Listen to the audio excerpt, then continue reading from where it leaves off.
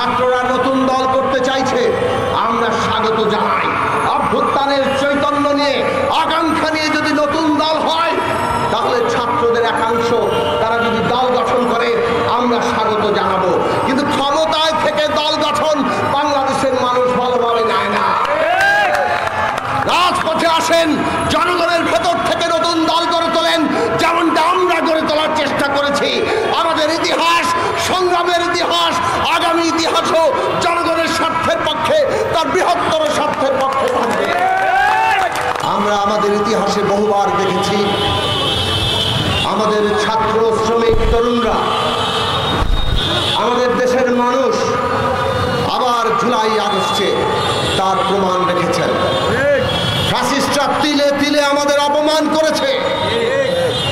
আমাদের আবু সাঈদ, মুগ্ধ শাকিলরা কিংবা শুভ, সুমন, শাকিনুরের মতো শ্রমিক তরুণরা, আমাদের দেশের নারী পুরুষ, আমাদের দেশের বাঙালি, চাকমা, মারমা, মান্দি, ওরাও, আদিবাসীরা, কি হিন্দু, মুসলমান, বৌদ্ধ, খ্রিস্টান, কি শিশু, কি বৃদ্ধ, প্রবীণেরা, অভিভাবকরা সবাই মাঠে নেমে এসেছিলেন যখন আমাদের সন্তানদেরকে ফ্যাসিস্টরা অপমান করেছিল।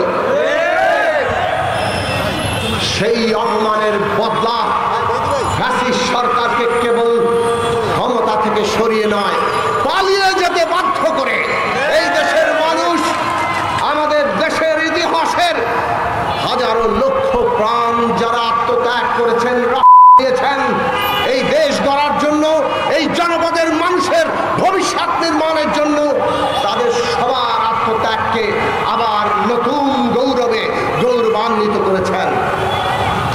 আমাদের সামনে প্রশ্ন হচ্ছে, আমরা এই গৌরবকে প্রতিষ্ঠা করতে পারবো কিনা?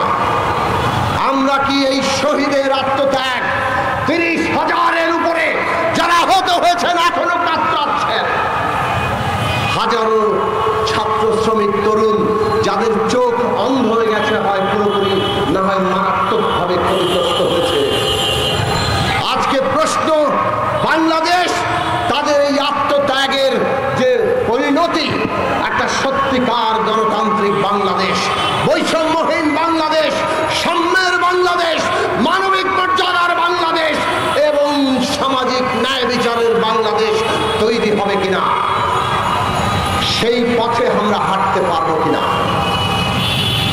যদি আমরা সেই পথে হাঁটতে চাই, প্রতিটি অভ্যুত্থান, প্রতিটি বিপ্লবী সম্ভাবনা নতুন মানুষ দাবি করে, নতুন চৈতন্য দাবি করে। সমস্ত স্বৈর শাসক, ফ্যাসিস্টরা তাদের নিজেদের মতো বাস্তবতা তৈরি করতে চায়। তারা মনে করে মানুষের মগজ ধোলাই করে, তাদের উপর দমন পীড়ন করে, গুম খুন করে, ভয়ভীতি দেখিয়ে, জেলে পুরে, মামলা দিয়ে তারা তাদেরকে দাবিয়ে রাখবে। অনেকেই এই বাস্তবতা মেনে নেয়, মনে হয় তখন এই রকম জনগোষ্ঠীর জন্য বোধহয় এইরকম শাসনই অপরিহার্য, অথবা এটাই বোধহয় আবশ্যক। কিন্তু মানুষ বাস্তবতা বদলে দেয়। যেমন 1971 সালের আগে মানুষ বাস্তবতা বদলে দিয়েছে, 71 সালে বদলে দিয়েছে, যেমন 24-এর আগে মানুষ বাস্তবতা বদলে দিয়েছে।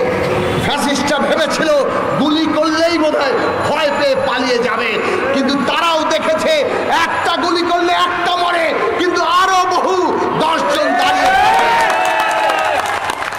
এই দাঁড়িয়ে থাকাই ওই আত্মমর্যাদা, এই দাঁড়িয়ে থাকাই নতুন চৈতন্য, নতুন মানুষের জন্ম।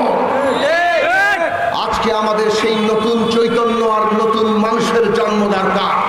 যদি সত্যিকার অর্থে নতুন বাংলাদেশ আমরা চাই, অভ্যুত্থানের শক্তিকে সংহত করতে হবে।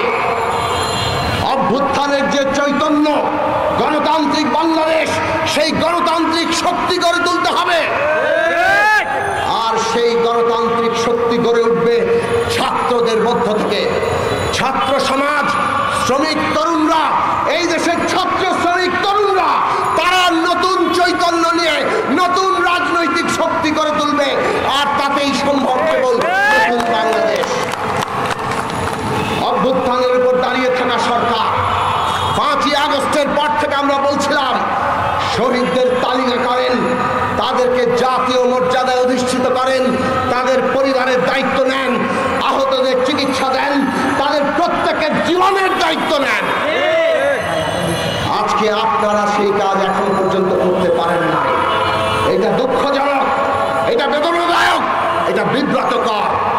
আপনাদের প্রধান কাজ এই আহত নিহত সকলের মর্যাদা প্রতিষ্ঠা করা।